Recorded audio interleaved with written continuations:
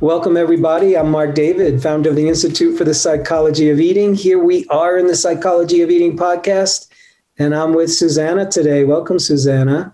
Hi, how are you? I'm doing real good, and good to see your smiling face. And I want to ask one of my favorite questions, which is if you could wave your magic wand, and if you can have whatever you wanted when it comes to food and body, health, what would that be? What's the big wish for you?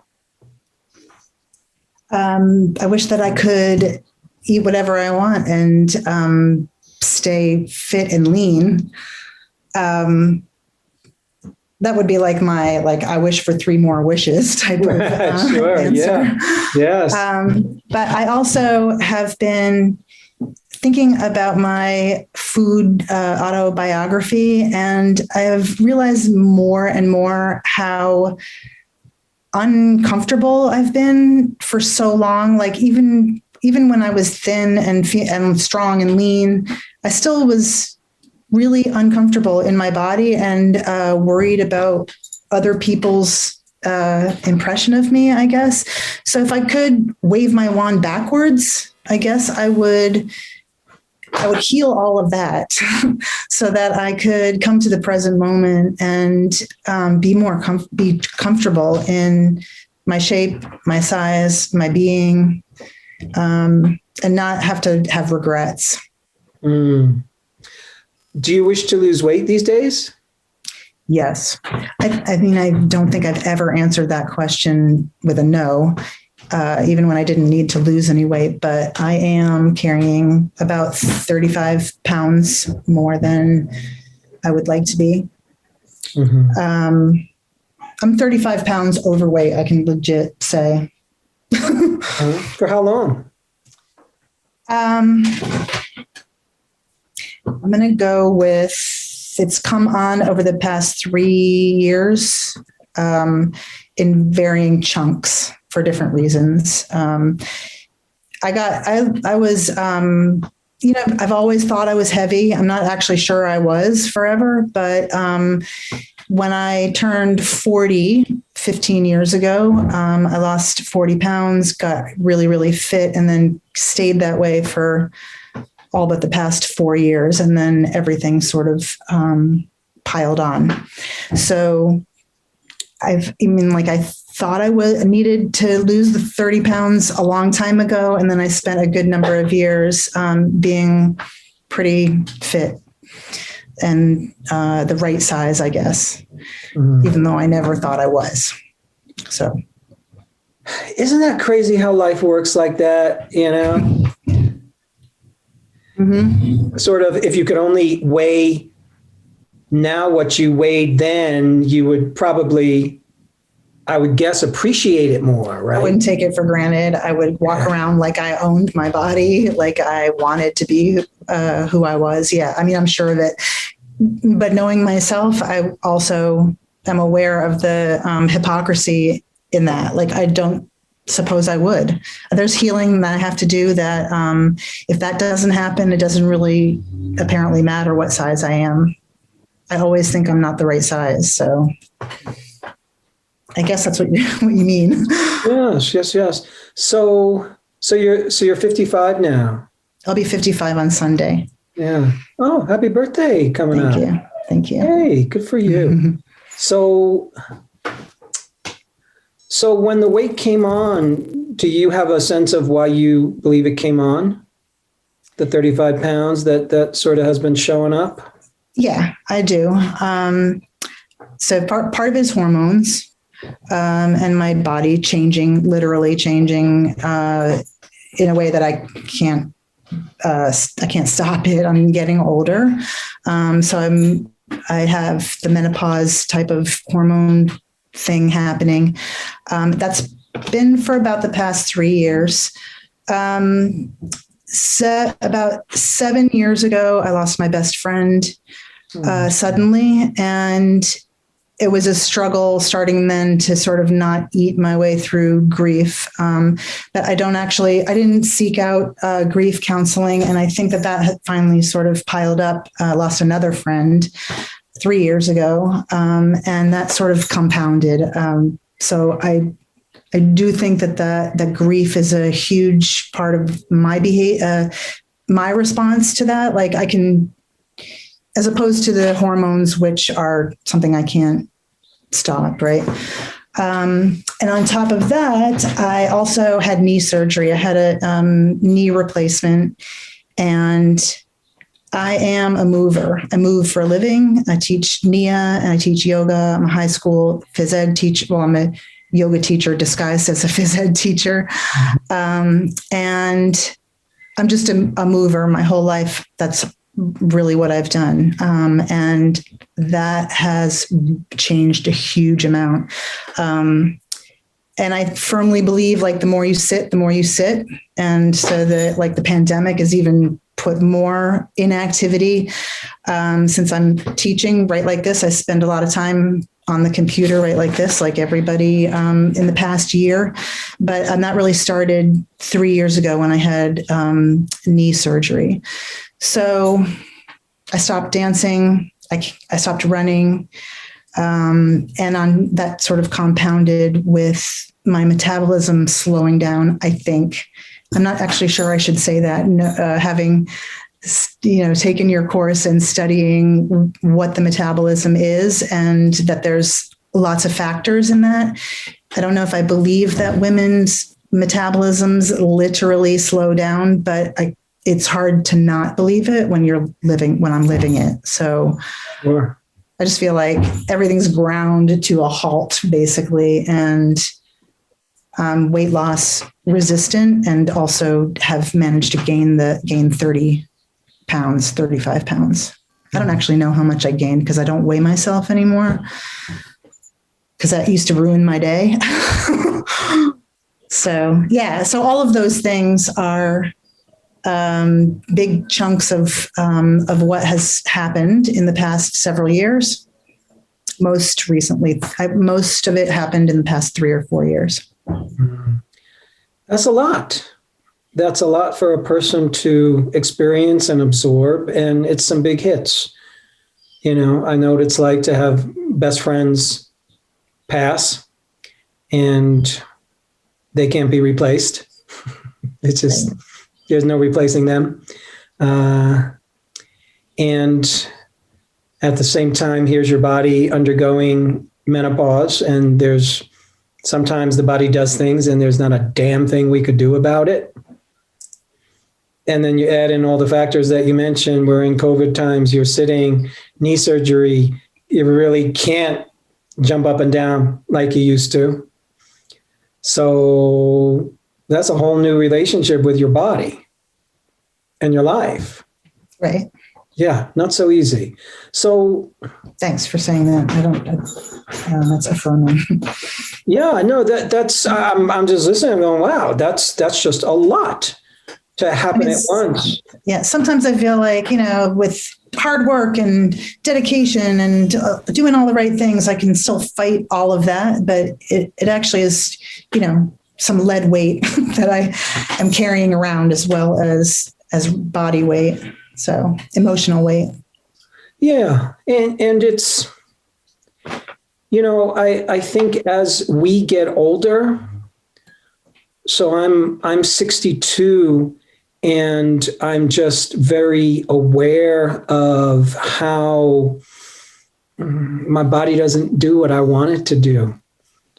And there's a certain grieving process in there.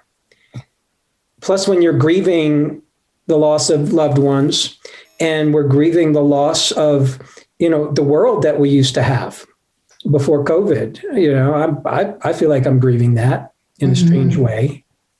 And we're sitting like this, talking to each other like this. I'm grateful we could do this over Zoom. And at the same time, I'm just getting for you, I'm just hearing loud and clear, this is a whole new incarnation for you. And the start of this new incarnation in this body ain't so fun. Correct. Yeah. So, married, children? Neither. I've always been in a relationship with a guy, or the woman that died was my girlfriend many, many years ago, and then remained my best friend throughout the rest of our adult lives. But I'm usually in a relationship with a man, for long-term relationship, never married, and I don't have children. Mm-hmm. I have everybody else's children. How's it like for you being single right now? Oh my God, it's scary. It's so scary. I'm like, the future is hard to envision anyway. And then, I'm usually the one person of all of my friends who has people around, or who has a person and who has people around. I'm was a community leader in that I was teaching in Mia class, and all the women and my personal training clients and my students, my colleagues, everybody's always around. And somehow during this time, everything has peeled away. Like, I spend an extraordinary amount of time alone, especially for a person who prefers to be around people. So like, I'm worried about the future. Like, who do I know? How am I going to ever meet someone? How am I ever going to get back the social aspect of my life? Has everybody changed? Everybody's paired up. I guess they call it cuffed. It's cuffing season. That's what I've heard on a podcast. So it's scary. It is scary. It is scary because it's not just what you're going through personally. Like, yes, there's everything you're going through personally, which if there was no COVID times and no everybody hunkering down and isolating in their homes, it's even during the best of times, you would be going through something challenging, and the world is asking us to isolate and kind of demanding it. I think that has also, the silver lining is that I can't ignore myself anymore. And I have spent much more time getting to know who I am over the past year than I would have ever had everything stop coming through my life. People, things, activities, everything. Mm-hmm. So, and sometimes that is, like I said, when I wave my magic wand, if I could wave it backwards, I have come to the present moment with some regrets about how I have conducted myself in my life. And I don't think I would have noticed that so much if I wasn't here alone a lot. Yes. Yes. And regret, in my experience, is a very difficult feeling. Mm-hmm. To sit with. Mm-hmm. It's just a difficult one. Emotionally expensive is what I like to say. Emotionally expensive. So true. And there's a certain poignancy to regret, because, I could be feeling down in the moment. I could be feeling depressed in the moment, and that's hard enough to feel in the moment. But to look back on my life and go, oh, damn, I so wish I would have done that differently. There's a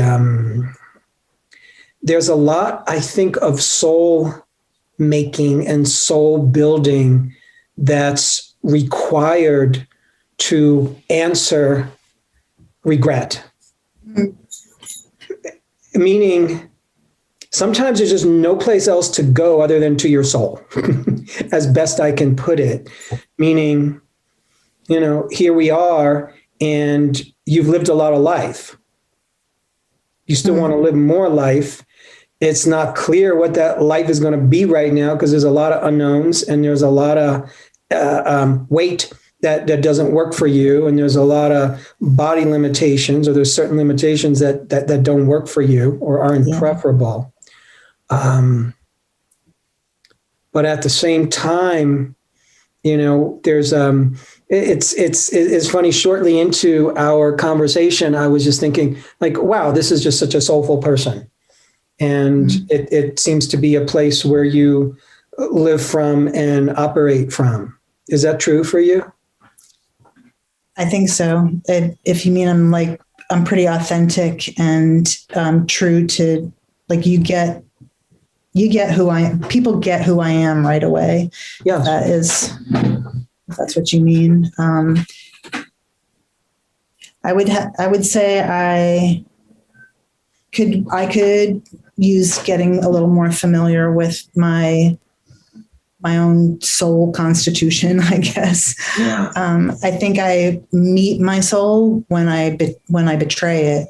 Like if something goes wrong and I'm like, oh, I didn't realize, I thought that was wrong. And then it happened. So. Yeah, it's you feel to me like an old soul that hasn't quite figured out that you're an old soul. Right. Yeah. Do you know how sometimes you can meet a younger person and you know they're an old soul? Mm-hmm. And, you could see from your perspective because they're younger, you're like, oh yeah, this is an old soul. They might not get it. There's clearly the old soul in you that to me comes out loud and clear, but there's also this kind of young girl part of you as well that comes through at the same time. Mm-hmm. And I just have a suspicion that those two are wanting to kind of really sit down at the table together and more authentically dialogue with each other. Mm. At the end of the day. I'll explain more about that, but I want to ask you more questions first. Okay. Thinking about your future, thinking about being in partnership, can I assume that, in an ideal world, you would be with a partner that you want to be with? Absolutely. Yes. I'm definitely a pair person. Yeah, I get that. So does your weight in your mind hold you back in any way? Is there any part of you that says, oh, well, I can't have that at this weight or with this body?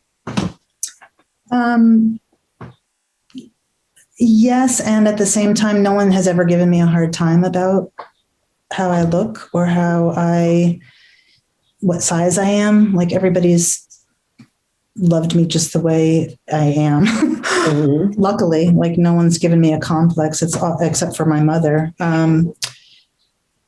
But yeah, I definitely do think, how am I ever going to get naked in front of somebody ever again? Like I don't have the confidence that I used to have. So mm-hmm.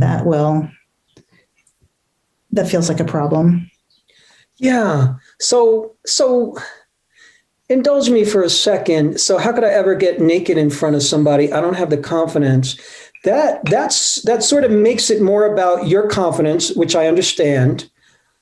But is there a part of you that imagines that, even though you've said to me, yeah, well, people have loved me in the past for who I am. But is there any part of you that thinks these days now that might not be the case? Somebody might not love you for who you are.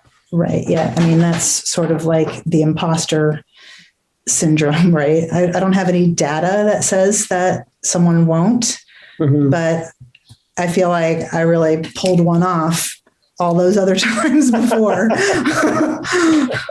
Like I got lucky. Yeah. Like no one noticed. Right. But how can lightning strike several times, in the same place? Yeah. Yeah. I also, I do a little bit of a number on myself with it, but with the menopause piece. I feel like so much more has changed for what I think I perceive as negative. Like I don't heal fast. My skin isn't what it used to be. My muscles are harder to maintain and build. I have wrinkles. My hair is gray. Like there's just a lot of things that I don't love about my aging self. So I could make the argument like the last time I thought, oh, I can never get naked in front of someone ever again, I wasn't this bad off. Like now it's really bad. So I think I do that to myself. I hate to even admit that because I know that I shouldn't I shouldn't do it. And like, I really do know that I don't have any data that could support those statements. But I mean, like, I'm not a data person, so I'm just going on feelings. And I'm cynical as well. Like the old soul part of me is cynical. Yeah. So, anyway. You're cynical. Is that true? What, that old souls are cynical, or that I'm cynical? No.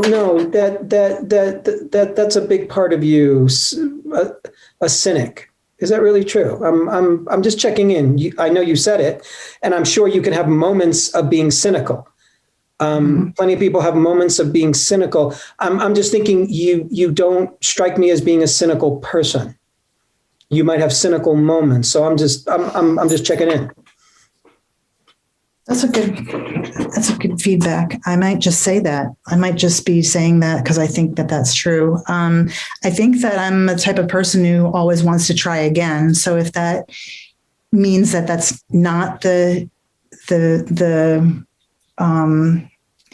thoughts or the actions of a cynical person, then I guess you're right. Yeah. I could just be fooling myself that I'm cynical. Excuse me.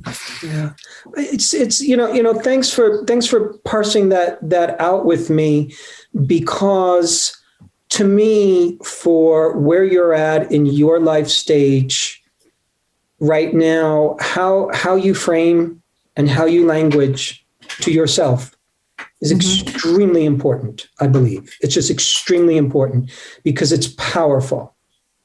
You know the power of how we talk to ourselves and how we frame things. Mm-hmm. And I'm sure there are many places in life over the years where you've developed yourself and have reframed things for the positive and for the better to help you become a better and more successful and a happier person. And then there's the places where we need a little help reframing sometimes. Right. And that's, part of, to me, what we're doing in this conversation is in part looking for places where you can reframe so you can see differently where you're at. You already started reframing when, I asked you, well, does this body that you're in right now, do you believe that for another person that's going to be an obstacle? They're going to look at you and go, no, I want to be in a relationship with her because of that body and that weight. And you sort of said, well, yes and no. So, yeah. Can I respond to that? Yeah. Because I'm just like thinking about my former self and thinking that physicality has always been so important to me. And it has been my connection to other people strongly. Like I was always a physical person, a very sexual person, I like to be in close proximity to my partner. Like the more attention I can get physically, the better. Mm-hmm. So why did I want to say that? So that like to be with another person, I'm pretty sure that I want that person to want to be on me, if that makes sense. Yes. So I want to make a postulation. There's a place where absolutely nothing has changed in terms of who you are, the being that you are, the soul that you are, the blueprint that you are. I am this physical person. I'm a physical being. I require and feed off of and love, contact, physical contact, closeness, intimacy, sexuality. None of that has changed. Mm-hmm. And you were just very clear about that.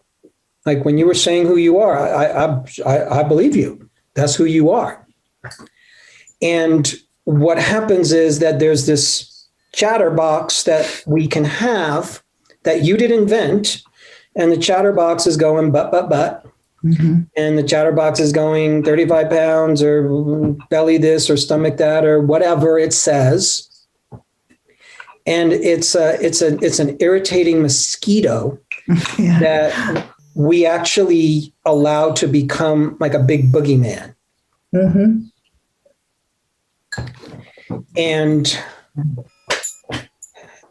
in so many ways, I want to say to you that despite the fact that you would like to lose 35 pounds, and I would love for you to lose 35 pounds and feel good about yourself in that way, despite that, actually nothing has changed about you in the negative. And you have the same attractive power that you've always had, arguably far better. Arguably far better. Why do I say arguably far better? Because you are more potent as a human being. You're more wise. You're more experienced. You're more compassionate. You're more loving. And you're actually more of who you have ever been. Mm-hmm. You have more feelings. You have more, you just have a depth of life experience. That's the kind of person you want to be with. You don't want to be with a person who looks at you and goes, she needs to lose 10 pounds. I don't want to be with her. You don't want to be with a shallow knucklehead. Mm-hmm. And nor will you attract that. So I'm just saying it's I play a game with myself sometimes when I'm in an airport or I'm in a shopping mall and I just look at couples and their bodies. And it always amazes me how many people are coupled up that have a vast variety of body shapes and weights and sizes. And there's there's big people, like every size is walking with somebody. And yet we often have this belief, God, if I'm not this hottie or if I'm not some Superman, then like I'm screwed. Right. And I think, right? Yes, I do that all the time. I would counsel someone else if I heard them saying that. I would say what you're saying to me, like there's all different kinds of people and it has nothing to do really with it has nothing to do with whether you'll ever get a person or not. It's so true. Like it really is true. And it's especially true for you because you've said it and I'm experiencing it. What you see is what you get. Thank you for being that person. Thank you for being an honest, accessible human being who here's who you are. Here's your soul. Here's your sweetness. And if somebody doesn't like that, great, send them on their way. That's not the person you want to hang out with, nor is it the people you've attracted people who've gotten you. Mm-hmm. And that's the evidence. So to me, what I'd want to see you focus on at this stage is less about weight loss, honestly, and more about you embodying you. Be you in this body. You've never done that before. Even when you had the nicer body, you weren't being you that you were imagining. You were still worried. There was still concerns. There was still, okay. And here's the beauty of it. Ain't never too late. Now. It's never too late. It really is true that we can be born again in so many different ways. And it might not feel like that right now, but that's, I think, part of you really being in touch with your own soul and who you are and what you represent, what you are. What you are is what has made you lovable to the people that loved you. Mm. Period. That's it. It works 100%. It works 100%. So, but how do you go at that? Good question. By having conversations like this to start out with and really considering that and considering that this is I think it's a big transition time for you. So I'm going to assume that if I would speak to one of your doctors, they would tell me you're sort of past the official menopause stage. Is that true? Mm-hmm. Okay. Yeah. So, forgive me for talking about menopause to a woman from a man who has no personal physiologic experience with menopause. However, have I observed many women go through this? So I'm an observer, and my clientele have been women, and a fantastic number of my women clientele have been in the 40 to 60 range. So I have just my own, it's like, well, wow, this is interesting to observe. And what I've observed about menopause, and forgive me if this is something that you already think or believe or know, menopause is always talked about like this physiologic state. And, oh, you're going through a physiologic change. And, okay, you can no longer make a baby. And it seems like we're getting fatter. And that's menopause. And there's these symptoms. And you don't like the symptoms. Nobody likes the symptoms. And it's a medical condition. And this may be true to some degree, but menopause is not a medical condition. It's not a pathological condition. It's a powerful life transition. Menopause is a powerful spiritual transition. It's a powerful personal, emotional, spiritual transition. In fact, let's even call it transformation. So your body has transformed.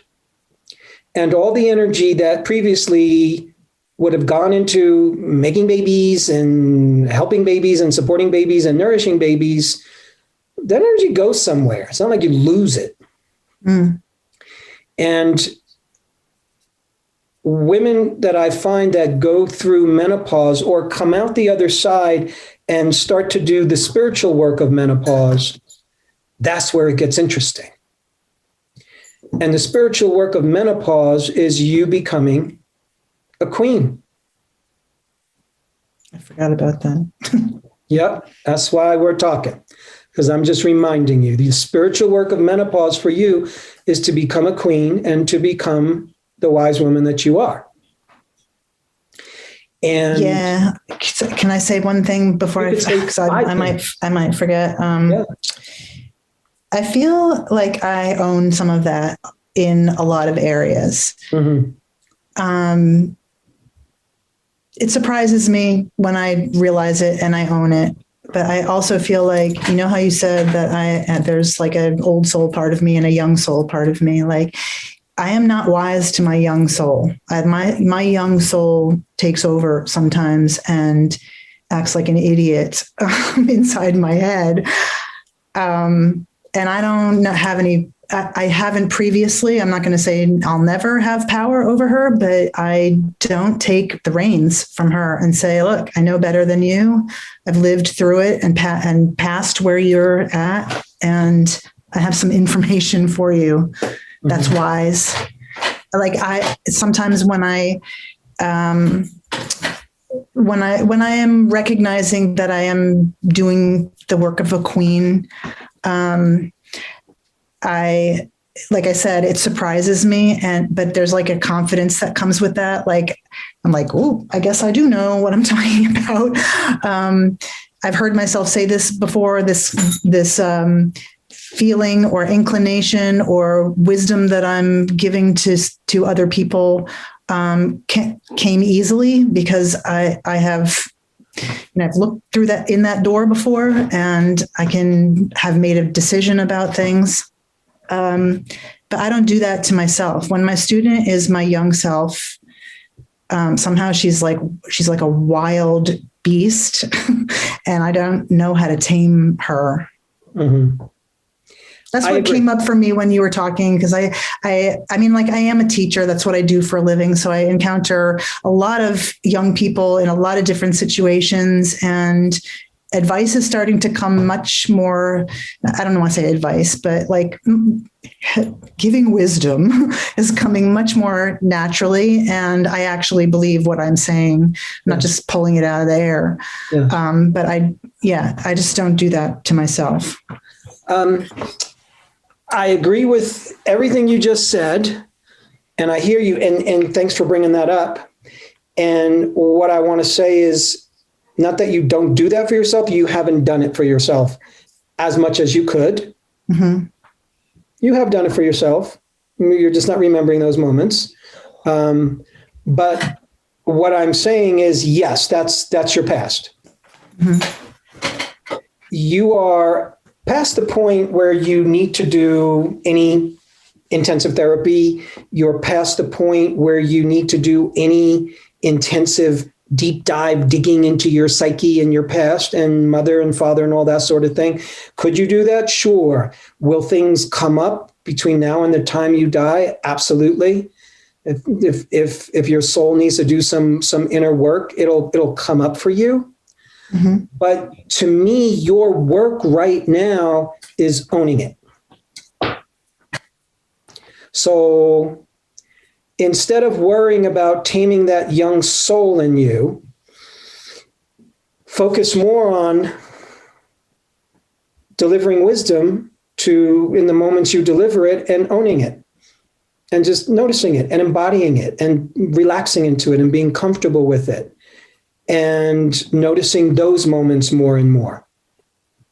Just notice those moments more and more. Notice when you have an opportunity to be a wise woman. Notice when you have an opportunity to be a queen, and embody it. If you were teaching a yoga class right now, you wouldn't be saying, okay, I want to teach you a posture, but I'm not sure that I can really teach you this posture. I mean, yeah, I've taught classes before, but try this. No, you just teach it. Yeah, I think that I don't know that I know is what I lead with a lot. Yes. And so all I'm saying is this is a time when it's about owning it. Mm-hmm. So there's nothing to fight. There's no fight here. There's nothing to fight. There's nothing to fix. It's simply beginning to notice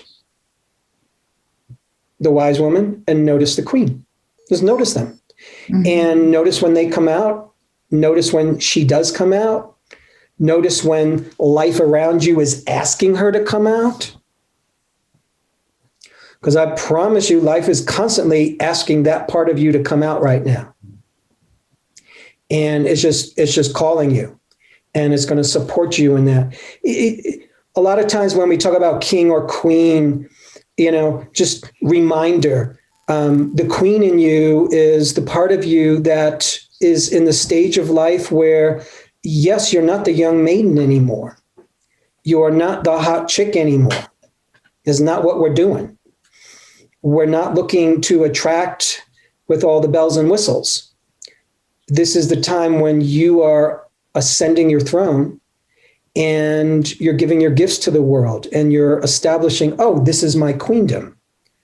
And your queendom starts in your mind and it extends to who's ever in front of you. That's your queendom. Right now, you're in your house, you're in your apartment, that's your queendom. You're in a class and you're teaching, that's your queendom. Those are your subjects. Mm-hmm. You treat them with respect, with kindness, you give your gifts, and you're not entertaining your queendom and the people in your world by saying like, hey, do you love me? Am I okay? Does this dress look good on me? Do I need to lose weight for you to love me more? No, you're not doing that. So when that voice comes up, because it does, mm-hmm. I never honored it when I had it. Or I don't know, maybe it would come up anyway. During the transition time, what do I say? Just close the door on it? Just say, not now. I can't entertain that. Yeah. You just stop thinking. Yeah, it's literally you practicing the art of saying no to that voice, not with force, not with negativity, not with hate, just with like, no, that's not what we're doing. That's not who we're being right now. We're being someone else. And bless that voice. You know, are you a journaling kind of person? A what? A journaling kind of like do you do journaling? I am trying to be. I'm not, it doesn't come naturally. A good exercise, a good journaling exercise, and even if you don't do this journaling wise, just when you have time, when you're kind of like lying in bed and you can really just kind of journey and think and imagine, a good exercise might be to describe the princess in you. Like, who is she? Who's this princess that you were, and who's the princess that you always wanted to be? Who is she? What does she look like? What was so great about her? What was all the great things happening to her? Like, describe that princess either that you were and or who you wish to be. And once you do that exhaustively and really honor her, just like make it fun. I want you to consider writing a goodbye letter to her. Okay. And a goodbye letter to her means we're not in this phase of life anymore. Do you still have the young maiden inside you? Absolutely. Yeah, just get in the bedroom or get on the yoga mat, whatever. She'll always be there. It's just that we're saying goodbye because she doesn't run the show anymore. We're just absorbing her into all ourselves.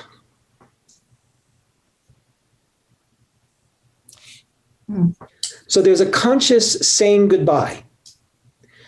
Until you consciously say goodbye, you're not going to be saying goodbye. Now, that doesn't mean she's still not going to pop up. When she pops up, just give her some love. Like, hey, I know you want attention, and that's not who we are anymore. Because then you can go about the business of stepping into your power that you have right now. You have a power right now that you've never had before, that exists on the other side of menopause. It's a spiritual power. It's a soulful power. It's a queenly power. It is a power to attract. I will submit that you have more power to attract than you ever have had before. Just by being a 55-year-old woman?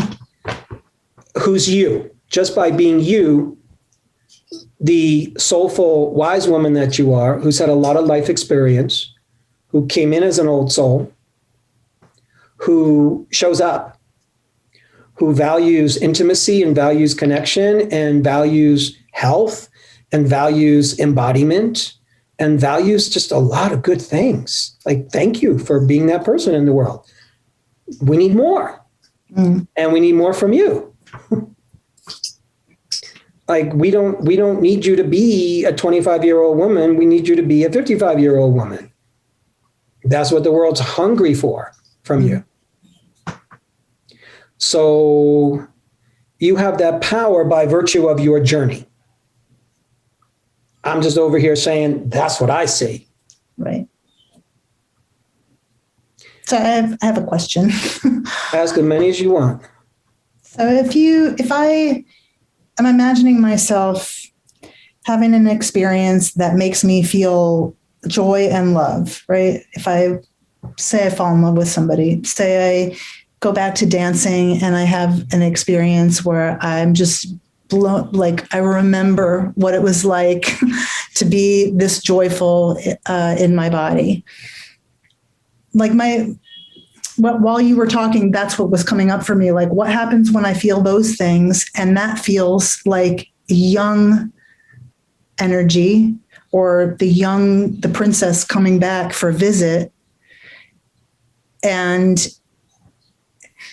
I don't really know what my question is. I just am wondering, like, how do I how do I welcome that part, but say to the other part, you're not running the show?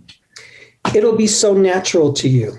In the moments that she shows up when you're in ecstasy or you're dancing or you're in intimate connection with somebody, you'll flow. You'll just and that flow isn't considered young. It's everything. It's the flow it's not limited. It's all of you. Mm-hmm. So we're always going to have the inner child in us. We'll always be a baby. We'll always be a toddler, always be a teenager. You'll always be all those, mm-hmm. Particularly when they come out. Hear a song from when you were 15 years old, you'll go back, right? Mm-hmm. I was listening to like the Jackson 5 the other day, Michael Jackson, when he was a little kid. And I felt like a little kid again. Yeah. It's just a flow. Like, okay, that's right. That feels right. As long as you stay in the archetype, in the phase of life that you're actually in right now, and that your soul is in, and that your soul is just hungering to express, as long as you stay there, it's everything kind of works itself out. When the young part of you shows up, she shows up, and you're happy. It feels good. Yeah. And, it's the tiniest bite of the piece of chocolate can give a ton of pleasure. You can eat the whole chocolate bar and not be present and get nothing. Right. Be in guilt and shame. Tiny bite, if I'm present, like, wow, I can get a lot of pleasure from that. So this body that you're in, yeah, okay, you got knee replacement, and okay, you can't move like you used to. But you can feel as much, if not more, than you've ever felt. You can be more present than you've ever been because you have the ability to be more present. How do we know this? Because you know it. You know when you're with people, when you're being present. You know when you're being present for yourself. That presence in your body, it's like this is your new yoga. Mm.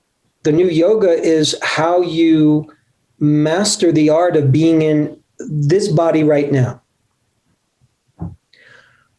Can you lose weight? I think so. Like if I had to bet money. Thank God. Yeah. If I had to bet money, I would say yes, Suzannah can lose weight. Mm-hmm. And in my heart of hearts, I don't think that that's where you're at right now. Like, I don't think that's the activity that you need to be doing for your highest growth, number one, or to even lose weight. Sometimes in order to attract a partner, you don't go online, you don't do speed dating, you just don't do anything kind of thing. Mm-hmm. And you let life deliver. Yeah, sometimes you have to do a different strategy. Sometimes we have to be more active in getting what we want, and sometimes we have to let go for a while of the thing that we want. To me, in order for you to step into the soulful queen that I experience you being, you got to put the weight loss thing to the side because I don't know that it benefits you right now. It's just a botheration. Say again? It's just a botheration. Yes. And it takes you into old you. So we're stepping into new you right now. And we're just pushing the pause button on weight loss. And just pause button. Not, you'll never lose weight again. No. No, just pause button. And it's a gift you give yourself, because even when you had the body you want, you weren't fully there to appreciate it. Right. And the strange twist of fate is that life is now asking you to appreciate what you have right now. And if you could do that, then you've done your job. then you've healed the thing you couldn't do back then, and you'll heal the regret. Because you're now doing the thing that you never did before, which is, oh, I could appreciate what I have now. Because guess what? 10 years from now, you're going to be 10 years older. If you have 3 wrinkles now, you're going to have 6, in a bunch of years. So for all we know, you will never be more beautiful than you are right now. What a beautiful thing. Let's hang there. Let's celebrate that.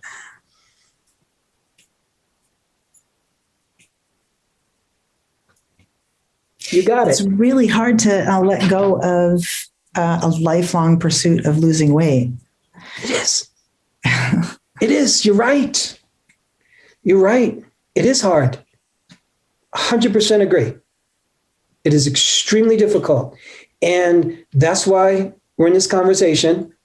That's why I'm doing my best to inspire you in that direction. And I know it's doable because I've seen people do it all the time. And it's the way you ascend your throne. The throne isn't given to you. If somebody just gave you a queen's throne, what does that mean? Ascending the throne means that we've done the work, the journey that it takes, such that once you sit in that chair, the power is in you. And part of the work is letting go of that old dream. And that old dream is so familiar. Weight loss, the desire for weight loss is so familiar. Mm-hmm. It's been such a constant companion that it almost feels like losing a body part. Like, wait a second, I just can't cut that off. That's like me. And it's not you. But it feels like you, but it's not you. Mm-hmm. And it takes an act of intention. It takes your intention. It takes you making a choice. And I'm going to tell you, it's not about willpower. It's a soul choice. It's you sitting down at some point before you go to bed tonight, when you're just in a sweet place with yourself, and making the choice to say, I'm going to let this go. Now, it doesn't mean you know exactly how to do it. It doesn't mean you're going to let go of it in the moment, but you've done many things in your life that you didn't know how to do because you just choose, okay, I'm going to do this. Yeah. Well, and then choose it and choose it and choose it. Exactly. Over and over again. Exactly. So you know the drill. So even though you don't know exactly how I'm going to do this, I'm choosing to do this, and the universe is going to meet you. It's going to start giving you all the little goodies you need to get where it's wanting you to go anyways.